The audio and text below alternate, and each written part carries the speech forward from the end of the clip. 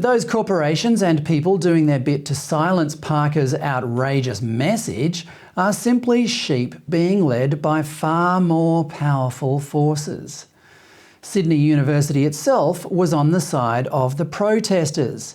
Like most universities, it is a fully paid-up member of the gender fluidity cult.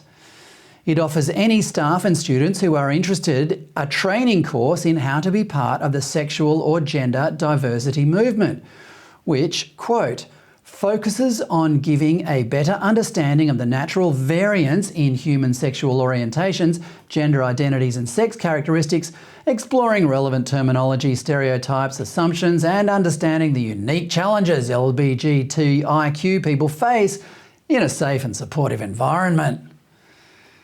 And although they sent a decent contingent of cops along to maintain the peace, the government is also on the side of the protesters. It contributed millions of taxpayers' dollars to the World Pride Festival this month, celebrating LGBTIQ lifestyles, including the T, or transgender people. Prime Minister Anthony Albanese marched with them not once but twice and said, quote, no matter who you are, who you love or where you live, you should be valued, equal and celebrated, unquote. So you can forgive the crowd of protesters that Parker called authoritarian little fascists for thinking they have power on their side. They do. But they don't have the truth. American political commentator Michael Knowles gave the trans lobby a quick lesson in the truth last week. At the CPAC conference in Washington, D.C. on March 4, he said, quote, there can be no middle way in dealing with transgenderism. It's all or nothing. If transgenderism is true, if men really can become women and women can become men, then it is true for everybody of all ages. If transgenderism is false, as it is, if men and women really are different, as we are, then it is false for everybody too.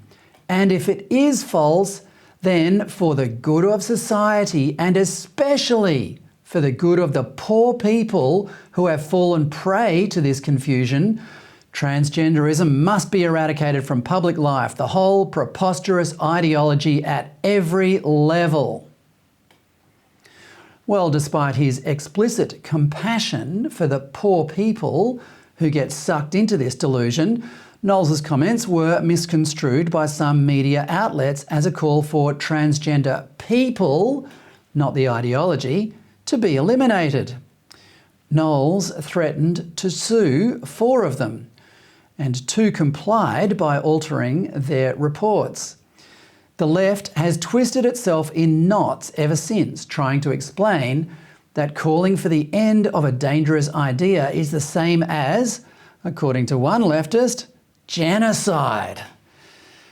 The twist in the drama in Victoria Park on Saturday happened when Posie Parker made a generous and, in my mind, correct concession to the protesters chanting to throw her in a bin. She said it was the high cost of housing and the lack of secure long-term jobs that was really bugging them, not the rights of men in stilettos to flash their genitals in women's change rooms.